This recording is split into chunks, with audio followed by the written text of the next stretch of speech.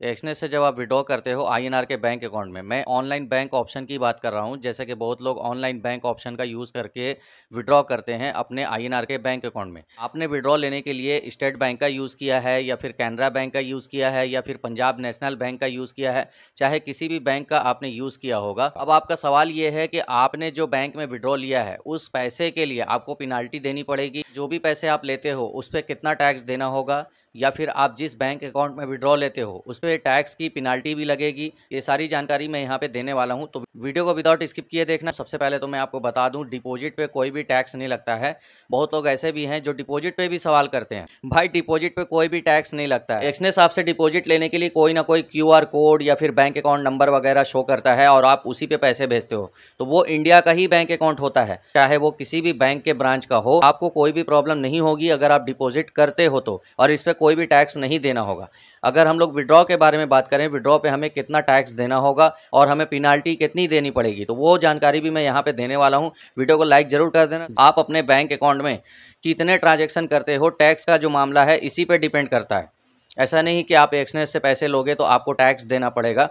Tax देना पड़ सकता है, लेकिन उतनी ज़्यादा अमाउंट भी आपको लेने पड़ेंगे तब आपको टैक्स लगेगा, है ना। ऐसा नहीं है कि आपने बस पैसे लिए आपको पेनाल्टी लग जाएगी या फिर आपको टैक्स लग जाएगा। ये टैक्स का मसला तभी आएगा जब आप टैक्स के स्लैब में आओगे। आपको पहले जानना है कि आपने जो बैंक अकाउंट ओपन करवाया है इसमें टैक्स का क्या प्रोसेस है, क्योंकि यहाँ पे ज़्यादातर लोग सेविंग अकाउंट में ही विड्रॉ लेते हैं और सेविंग अकाउंट की बैंक की लिमिट जो है 10 लाख के अंडर ही होती है। जहाँ तक मैंने देखा है 1 साल की जो लिमिट होती है 10 लाख के अंडर ही होती है। बैंक वाले आपके जो पैसे आप एक्सनेस से ले रहे हो उसको डिपॉजिट की शक्ल में जोड़ रहा है, वो विड्रॉ नहीं जोड़ रहा है। आप एक्सनेस से पैसे ले रहे हो तो पैसे एक्सनेस आपको भेज रहा है और वो आपके अकाउंट में आ रहे हैं। क्योंकि ज़्यादातर मैंने देखा है कि जो भी लोग विड्रॉ लेते हैं वो सेविंग अकाउंट में लेते हैं, करंट अकाउंट में बहुत कम ही लोग विड्रॉ लेते हैं। यहाँ पे एक चीज़ ये भी है कि एक्सनेस की जो एजेंसी है टाइम बाय टाइम चेंज भी होती रहती है, क्योंकि आरबीआई के रूल रेगुलेशन के हिसाब से काम करना पड़ता है। अब अलग अलग एजेंसी के द्वारा आपके बैंक अकाउंट में पैसे भेजे जाते हैं। आपके बैंक के जो ब्रांच हैं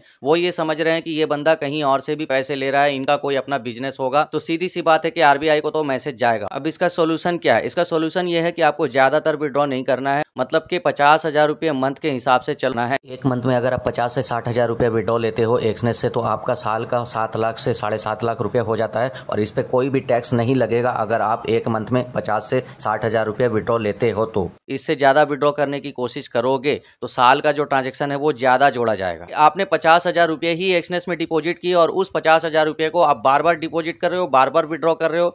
दिन भर में एक बार भी अगर कर रहे हो तो महीने का 30 बार हो गया, तो उस हिसाब से देखा जाए तो 15 लाख रुपए का ट्रांजैक्शन एक महीने में हो रहा है। अब इसी हिसाब से साल 2 साल में अगर देखोगे तो एक साल में करीब करीब 1.25 करोड़ या 2 करोड़ रुपए हो जाएंगे आपके विड्रॉ।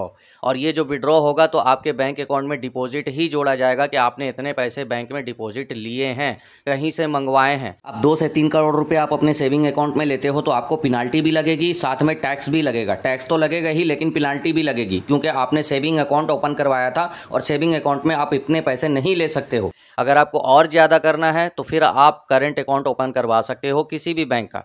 जिस भी बैंक का नाम एक्सनेस के अंडर में दिया हुआ है, विड्रॉ की लिस्ट में जब आप जाओगे तो वहां से आपको पता चल जाएगा कि कौन कौन से बैंक यहाँ पे दिए हुए हैं विड्रॉ करने के लिए। यहाँ पे एक्सनेस में ऐसा नहीं है कि आप एक ही बैंक अकाउंट में विड्रॉ ले सकते हो। आपके जितने भी बैंक अकाउंट हैं वो आपके अपने होने चाहिए, तब आप विड्रॉ ले सकते हो। ऐसा नहीं है कि आप डिपॉजिट करोगे एसबीआई से, विड्रॉ करोगे पीएनबी में तो आपका हो जाएगा, बट पीएनबी का अकाउंट आपका ही होना चाहिए। या फिर आप पीएनबी से डिपॉजिट करोगे, स्टेट बैंक में विड्रॉ करोगे तो ये भी हो जाएगा, लेकिन वो बैंक अकाउंट आपका ही होना चाहिए। आप मान लो कि पंजाब नेशनल बैंक से डिपॉजिट कर रहे हो, यूपीआई आईडी आपकी पंजाब नेशनल बैंक की है और विड्रॉ लेने के टाइम आप एसबीआई में विड्रॉ कर रहे हो, स्टेट बैंक ऑफ इंडिया में विड्रॉ कर रहे हो और आपने स्टेट बैंक ऑफ इंडिया का अकाउंट नंबर, आईएफएससी कोड वगैरह वहाँ पे दे दिया, तो आपका विड्रॉ हो जाएगा। लेकिन वो जो बैंक है ना वो एक्सनेस की विड्रॉ लिस्ट में होनी चाहिए, तो आपको एक बार विड्रॉ लिस्ट चेक जरूर कर लेना चाहिए। क्योंकि बहुत लोगों को मैंने देखा है डिपॉजिट कर देते हैं अदर बैंक से, यूपीआई से डिपॉजिट कर देते हैं, लेकिन विड्रॉ के टाइम पे उनके बैंक वहाँ पे होते ही नहीं है लिस्ट लिस्ट में। तो जब भी डिपॉजिट करना है पहले आपको ये देख लेना है कि जो भी विड्रॉ का यहाँ पे ऑप्शन है